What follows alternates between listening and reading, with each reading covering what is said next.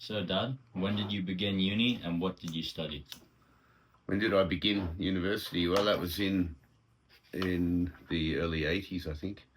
Yeah, I think I finished school around 81, and I enrolled at university very young, about 16, at Melbourne Uni, around 82, I think, 1982. And I was studying, I began with a science degree, and then I specialised in psychology, biology, and human movement studies, which was... You said you're studying like dead bodies and stuff. Is that Yeah, what that you're was talking the about? anatomy, physiology, and stuff with the medical department. We had 1 year where I chose to do anatomy, which was quite pretty horrifying event actually in my life. I think it put me off humans and studying humans further, and I went into plants after that. Okay, and so during uni, how did you get into growing? Well, at university, we had Friday. I just first of all explain that we're having a kind of a very open and frank discussion, father to son, right? Oh yeah, no, this is like a conversation. Okay. Mm. I just thought, why not record it and put it out on the internet? People It's like it's our version of ancestry.com, huh? But without giving all the data to everybody in the world. Yeah. Yeah, I suppose we can do it like that. Okay, to answer your question, it's Friday afternoon, so I'm having a puff and sharing that with my son. Now, I suppose I really was introduced to the first joint from a friend of mine, Leon Hayek, who I loved to death forever, because it was a great moment, and it was very young, 14, I think it was, when I first smoked a joint. But I left it until I finished school, and because I was young and I finished school quite early, I got to Melbourne Uni, and then all of a sudden I discovered the small cafe on Friday afternoons, a bit like now. And all these guys who were dealing dope, they all set up on their little sort of table, and on Friday afternoons, and because it was only federal police, the normal police couldn't come in there. So Friday afternoons, we all knew to go to the small cafe and choose our Thai sticks or a little bit of Lebanese hash or some homegrown or some outdoor, and it was fantastic. I was so excited. We used to go upstairs to the record library, smoke a joint before then, and then put on headphones each and go and listen to Dudley Moore and Peter Cook and laugh our heads off. So how was like the atmosphere in one of those, those coffee shops or? It was very early days. I didn't realize it then, but it was basically like a coffee shop with house dealers. When I first went to Holland, it was like that. You had a house dealer in a coffee shop, not a counter to go to buy dope. It was a guy who come around with plastic bags of stuff. So it was all just students. It was all students, yeah. Fantastic. Oh, it's great experience. I loved university. And so, how did you earn your money, and why did you decide to go to India? Well, there's two pretty distinct questions. I mean, I was a poor student, but at the start, and then until I worked out, my father had an illegal casino.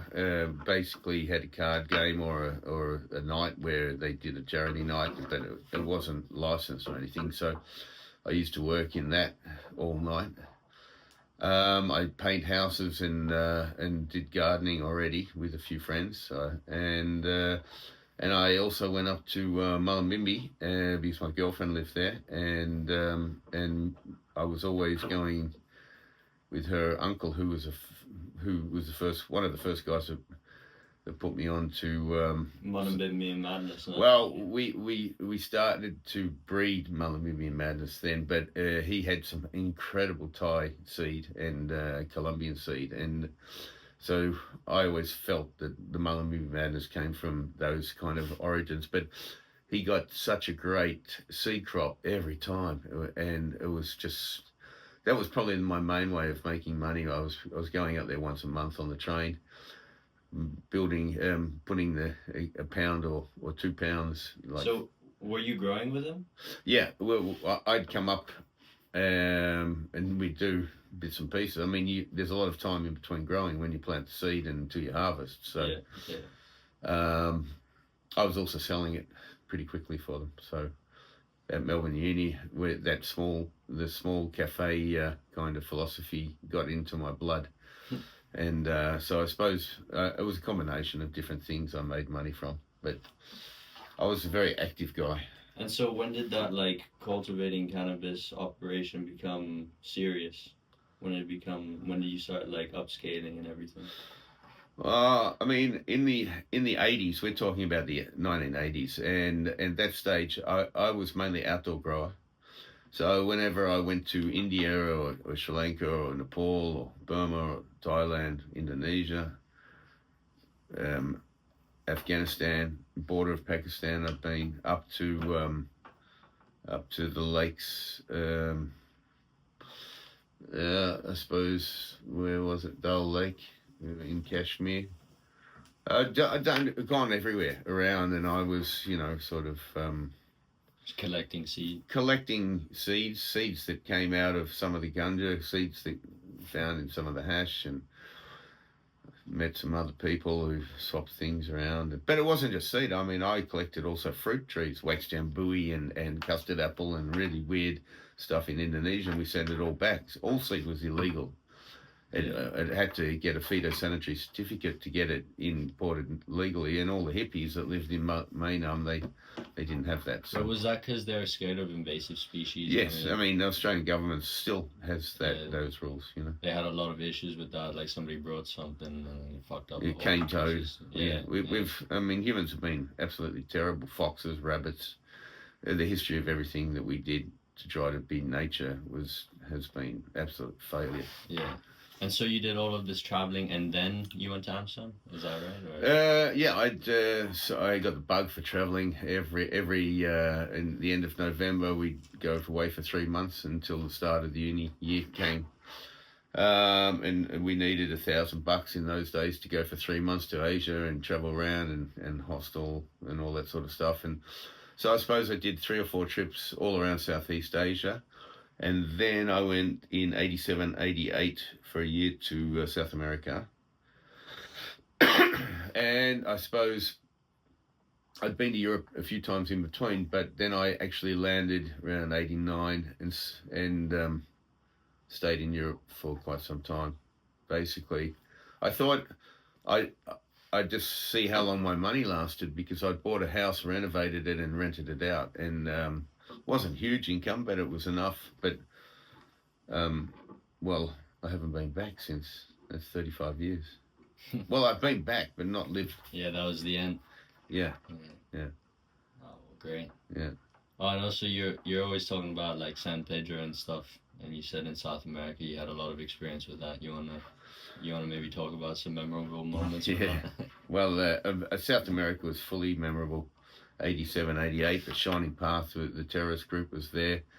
We had Fujimori was the president of Peru. He used to have put everyone in curfew around 9, 8 o'clock in the evening, and then drive his motorbike around the Lima. He was an unusual guy. But then there was a lot of other presidents of Peru. I love Peru. Peru we spent 6 months in. It was absolutely fascinating country. Colombia, I loved it. It was absolutely very well educated people, really wonderful thing. Very similar to Sumatra in my those 2 countries are right up there in my top 5 countries.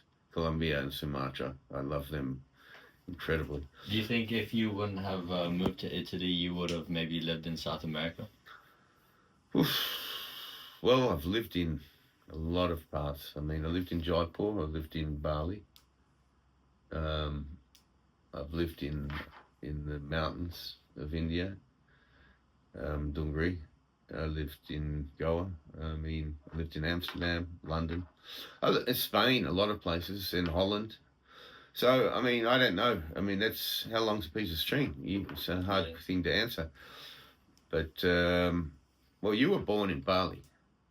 Yeah, but I really Sarah was born in Switzerland, and Jamal was born in Holland. So basically, we haven't had a stable sort of country that we No, call home. I'd say here Yeah, for sure. Italy. Italy. Yeah, Italy. I love it. It's fantastic for those things. But Switzerland's been an absolute wonderful country for getting regulated and getting commercial farming to a professional level of cannabis commercial farming. I mean, so Italy's still is undecided, and they go back and forth, and Spain goes back and forth, and Holland doesn't make a decision, but Switzerland has made a decision, and 30, 40 years have gone past, and now we're fully licensed with medical licenses, and everything is reliable, and it's all controlled. So, in my lifetime, I didn't think it would happen. My father said the same thing about gambling. He said that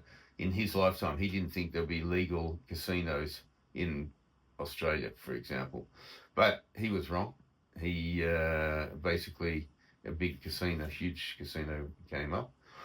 And I never thought it, I mean, Holland had allowed it, and I lived there for 8 to 10 years, and I must say that was a great time. The golden years of the Dutch was where everyone was swapping information in the late 80s, early 90s, mid 90s, and then when it started to become legal in around the world, it's changed its face quite considerably. And if you asked me which I prefer, I preferred India, motorbike, piece of charis, hammock, and a girlfriend, and I was pretty happy. Sounds like fucking good. But I mean, now when you have children and things change for those things, but I realise that we've had a good upbringing anyway. We've had the University of Life where we travel around, and you guys now are very independent. And now there's shops where you can go quite civilly and buy marijuana and hashish, and in Spain, in Holland. So there's a lot of things have changed since the 80s, but they were a good time as well. When you don't know and you discover, it's a good time.